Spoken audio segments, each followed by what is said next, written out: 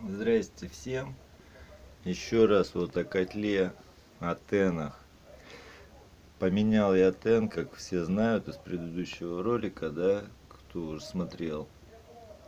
Тен взорвался внутри котла. Поменял я новый тен, поставил, включил, и гул в котле появился. Что за гул? Не знаю. Ну, решил прозвонить тены. Прозваниваю на выключенные тены.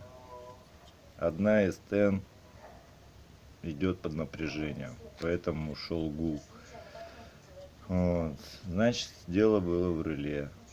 Снял, посмотрел, залипшее реле. Вот, разобрал его, разрезал, залипло. Почистил, так-то будет работать, возможно, еще. Обратно спаять эту, вырезал. А у нас здесь проблематично его купить еще только через интернет.